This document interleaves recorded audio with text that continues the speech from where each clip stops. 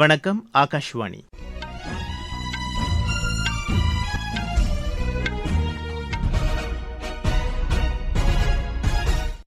செய்திகள் வாசிப்பவர் முகமது. தலைப்புச் செய்திகள். வரும் நிதியாண்டுக்கான மத்திய பட்ஜெட் நாடாளுமன்றத்தில் இன்று தாக்கல் செய்யப்படுகிறது. பிரதமர் திரு நரேந்திர மோடி லூதியானாவில் உள்ள ஹல்வாரா விமான நிலையத்தின் புதிய முனைய கட்டிடத்தை இன்று திறந்து வைக்கிறார்.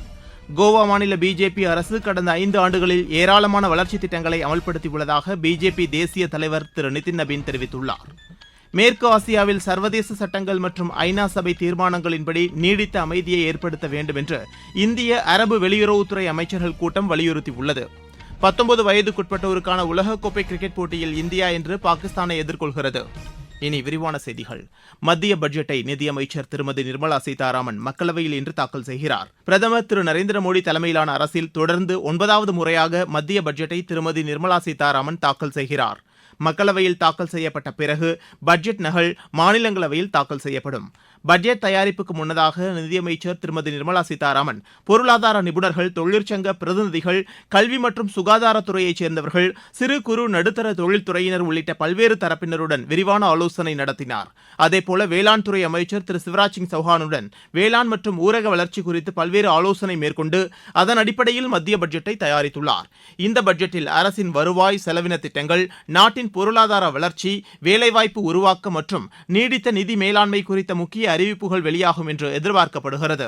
குறிப்பாக இளைஞர்கள் உள்ளிட்ட பொதுமக்களிடமிருந்து பெறப்பட்ட ஆலோசனைகளும் இந்த பட்ஜெட்டில் பிரதிபலிக்கும் என்று எதிர்பார்க்கப்படுகிறது.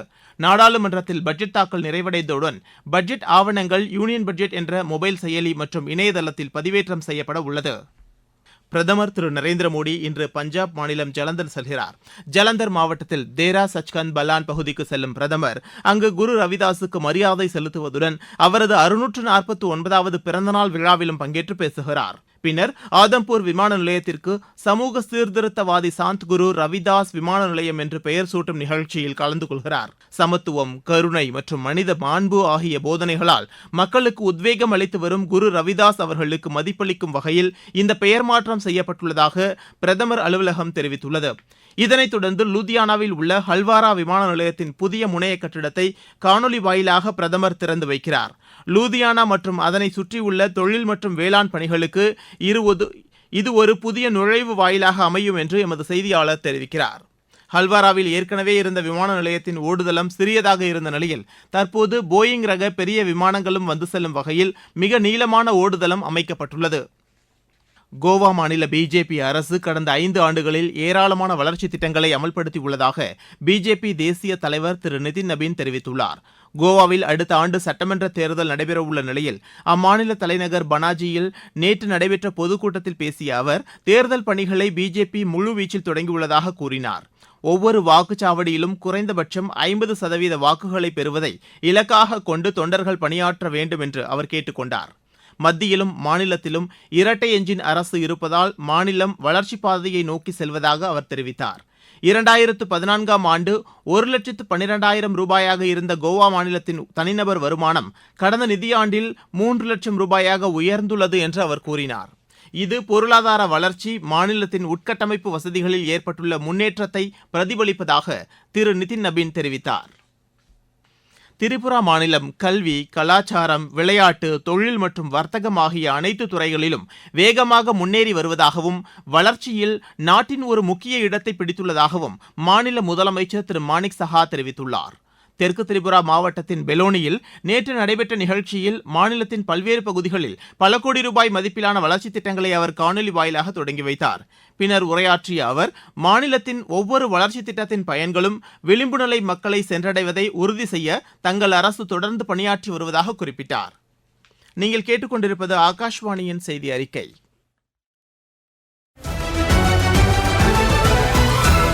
ஊரக வளர்ச்சிக்கான புதிய அத்தியாயம். வளர்ச்சியடைந்த இந்தியாவிற்கான ஊரக வேலைவாய்ப்பு உறுதி மற்றும் வாழ்வாதார சட்டம். இந்த சட்டம் வருடத்திற்கு 125 நாட்கள் வேலையை உறுதி செய்கிறது. இதில் வாரந்தோறும் ஊதியம் வழங்கப்படுவது கட்டாயமாக்கப்பட்டுள்ளது. பணி முடிந்த 15 நாட்களுக்குள் ஊதியம் வழங்குவதை உறுதி செய்வதற்கான அம்சங்களும் இதில் இடம்பெற்றுள்ளன. ஊதியம் காலதாமதமாக வழங்கப்பட்டால் அதற்கான இழப்பீட்டுத் தொகைக்கும் இதில் வகை செய்யப்பட்டுள்ளது. வளர்ச்சியடைந்த இந்தியாவிற்கான பயணத்தில் மோடி அரசு தொடரும் சீர்திருத்த நடவடிக்கைகள்.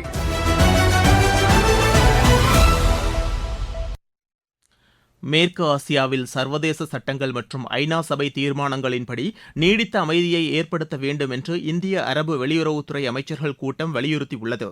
புதுதில்லியில் நேற்று நடைபெற்ற இந்த கூட்டத்திற்கு பின்னர் வெளியிடப்பட்ட தில்லி பிரகடனத்தில் இவ்வாறு தெரிவிக்கப்பட்டுள்ளது.